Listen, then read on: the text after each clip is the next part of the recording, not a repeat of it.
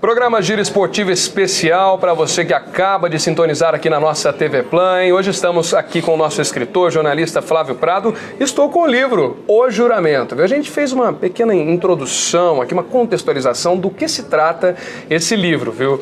E o legal, viu, Flávio, que eu achei muito interessante do livro é porque muitas vezes a pessoa que está em casa, Flávio Prado já linka a questão esporte, sim, o livro é um livro esportivo, mas você quebrou um paradigma, na minha opinião, porque você foi para ficção. Para uma pessoa que está, como você disse, né, começando na escrita e tudo, mesmo já tendo aí 4 livros e tudo, mas ainda assim é muito difícil escrever da realidade, ainda mais sobre a surrealidade, né? É verdade. Agora, para você entender, é claro que a gente não vai entregar de bandeja pro pessoal, né? Quem quiser saber tudo também do livro vai ter que comprar, vai ter que adquirir. Eu digo que até filme sobre livro não é igual, né? O livro é um livro. Não tem como, não tem como os jeito, detalhes né? e tudo. O cara lê a cabana e vê a cabana é muito diferente. Totalmente diferente. Mas me fala uma coisa, desse estalo que deu na sua mente de escrever o livro, como você teve essa ideia propriamente, quando começou a escrever, dessa questão de poder reinventar muitas finais? Causou polêmica, né? Imagino eu, para alguns leitores, que, não tinha que reinventar isso não é assim. Como que foi tudo isso? Mesmo? Agora, é muito curioso, porque tudo começou, na verdade, o livro ele chegou pelo fim.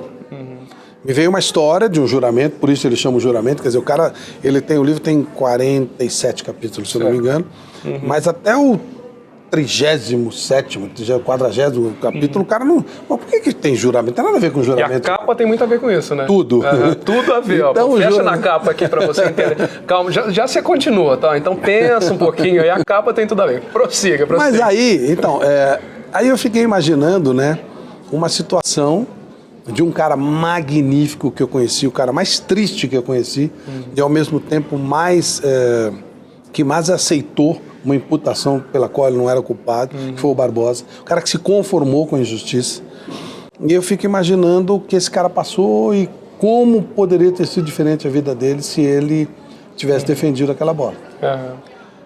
E a partir daí, aí eu estava no Sarriá em 82, né? Aí você começa a dizer, poxa, poderia ter saído aquele gol não devia ter saído e tal, não sei o quê. Bom, e aí as coisas começaram a se juntar, sabe?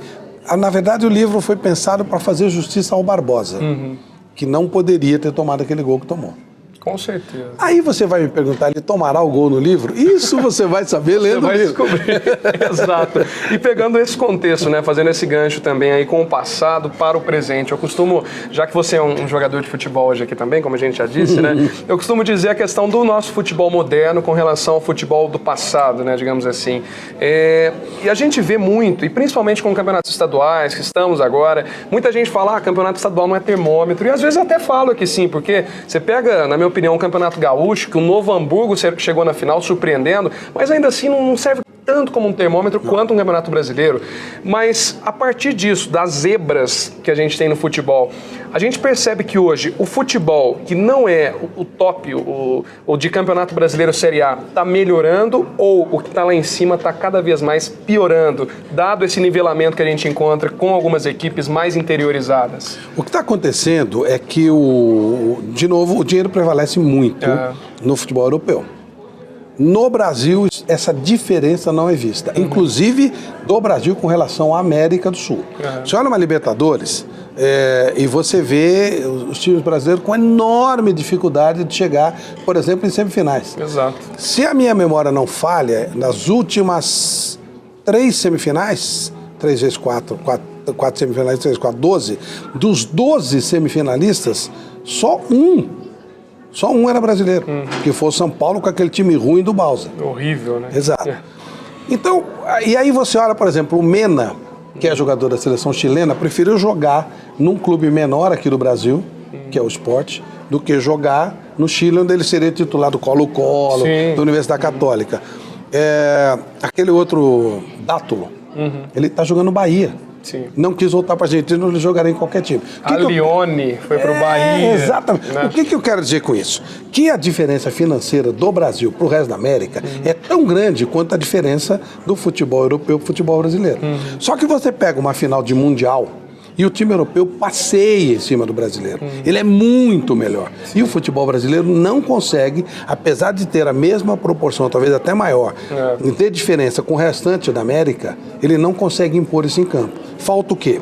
Gestão, estudo, dedicação, colocar em prática tudo aquilo que você tem, que não é só comprar o jogador, contratar o jogador, é criar toda uma estrutura em cima daquilo, é ter uma liga competente, é ter na verdade, gestão de futebol mesmo, sabe? Dar condição para que a coisa funcione, para que você tenha uma grandeza numa competição. Então não adianta você ter apenas o material humano. O que o jogador hoje quer do Brasil? Quer ir embora. Para o jogador brasileiro... Sonho dele, né? Sempre. O jogador brasileiro está... pra gente, como o jogador argentino está pro Brasil. O jogador menor quer vir pro Brasil porque ele vai ganhar um pouco mais e tal. Vai estar numa liga um pouquinho melhor, que a da Argentina é muito pior que a nossa, nem estava sendo realizado.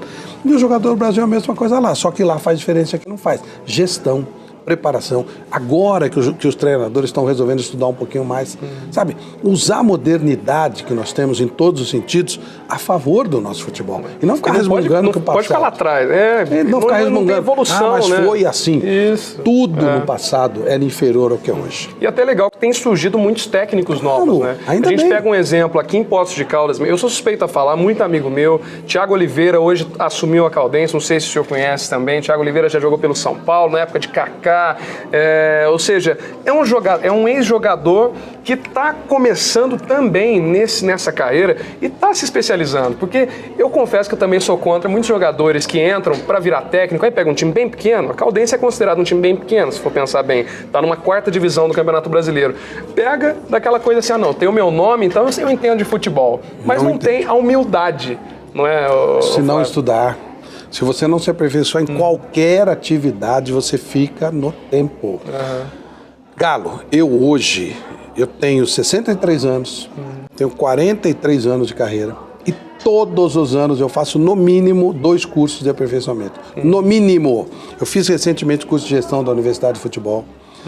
E aprendi demais. Eu sou formado em Direito, embora não exerça. Todo ano eu faço 2, 3 cursos de Direito.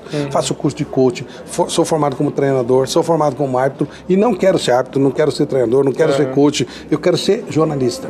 Se você... hoje eu luto muito para estar numa mídia social de uma maneira mais integrada. Se você ficar olhando para o passado, você está morto.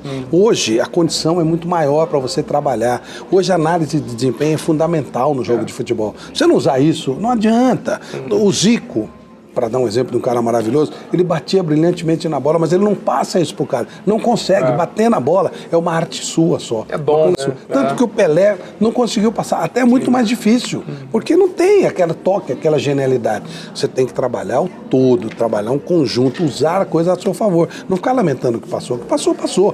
Tudo hoje é melhor do que no passado. Pode ter certeza disso. Tudo. Em qualquer sentido da vida. Até por isso a atualização do livro aqui, a gente muda umas coisinhas do passado, né? Não, Claro. Mas ó, nós vamos para mais um rápido intervalo aqui no programa Giro Esportivo, senão a gente não para aqui de falar, mas a gente tem mais um bloco para você, ainda falando muito sobre o nosso futebol brasileiro, internacional, enfim, você se atualizando também aqui no programa Giro Esportivo. Não sai daí não.